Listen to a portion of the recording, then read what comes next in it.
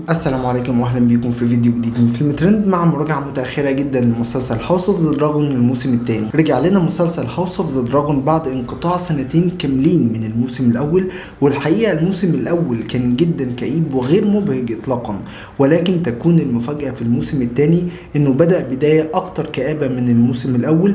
وممكن فيكم كمان اللي يشوف ان دي حاجه سيئه، ولكن الحقيقه ده مش شيء سيء اطلاقا. Duty is sacrifice.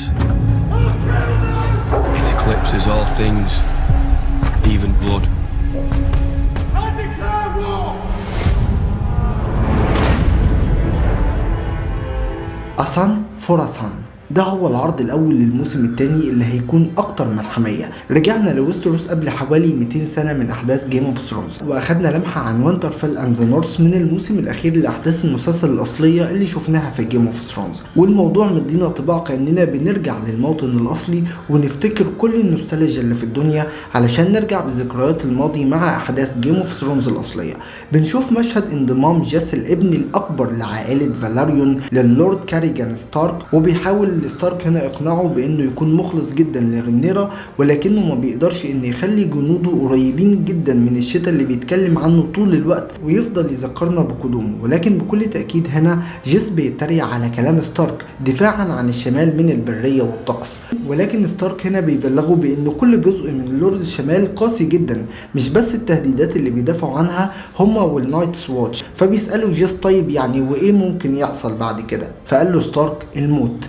حتى الموت نفسه مش هيغير ستاركس وينترفيل. في الحقيقة لما نيجي نفكر عن اي حاجة اتغيرت في ويستروس هتلاقي ان الموضوع مضحك بشكل ما، لان في خلال 200 سنة هيكون الستاركس هم اسياد الوينترفيل، وسيظل اللانسترز هم اللوردات الاثرياء في كاسترلي روك، والتارجيريانز هيفضلوا طول عمرهم بنفس لون الشعر الابيض بتاعهم.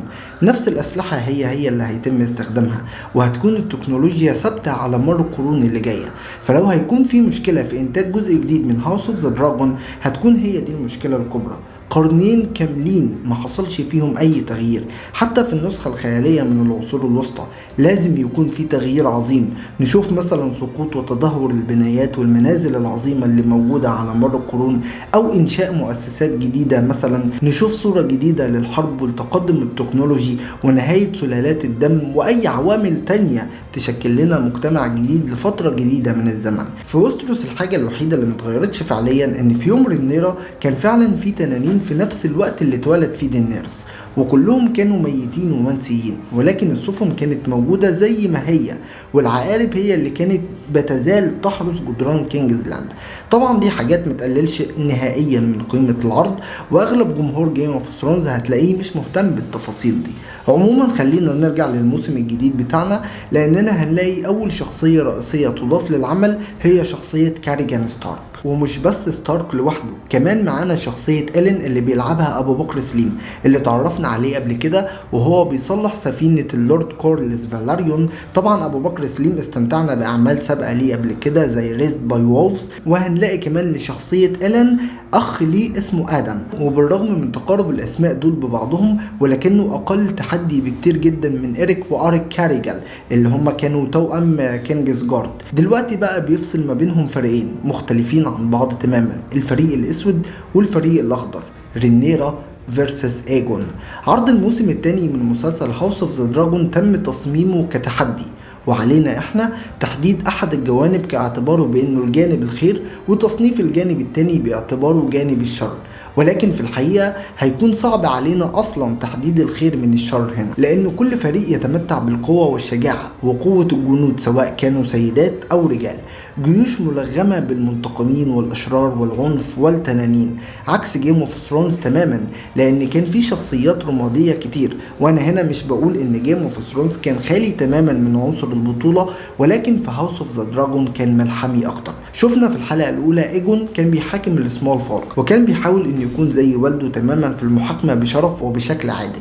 ومن المفارقات هنا ان تم تلقيبه بماجنانيموس، واخيرا في المشهد الختامي للحلقة بنشوف ديمون عمل على توظيف 2 من المتشردين للتسلل للراب كاب وقتل ايموند. الشخصين دول بقى بيمثلوا الدم، حارس المدينة المشين والجبن صائد الفئران، وده بناء على كتاب جورج ار مارتن الدم والنار اللي مستند عليه العمل اصلا ذات نفسه. ولكن الكتاب ما كانش فيه امر لديمون بقتل ايموند، ولكن الهدف المطلوب ما كانش اصلا واضح من الاساس. ممكن كان يكون الهدف هو ايجون ذات نفسه، على الرغم من انه كان واخد كل احتياطاته من الاشخاص اللي تم تجنيدهم، ولكن انا طبعا بكل تاكيد بخمن معكم مجرد تخمين هنا.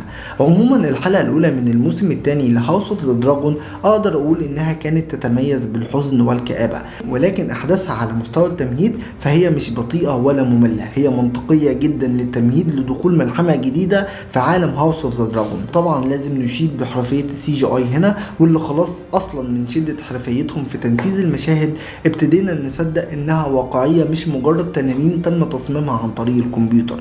وبكل تاكيد الموسيقى التصويريه الملحميه المبنيه على النوستالجيا من جيم اوف ثرونز حقيقي مفيش كلام اقدر اوصفها بيه، كل اللي اقدر اقوله لك انك تتفرج وتستمتع فقط. هنا بكون وصلت لنهايه فيديو النهارده، فلو عجبكم الفيديو ده ما تنسوش تعملوا لايك وشير وسبسكرايب، وبكل تاكيد ما تنسوش تدعوا لاخواتنا في فلسطين، واشوفكم في فيديو جديد. سلام.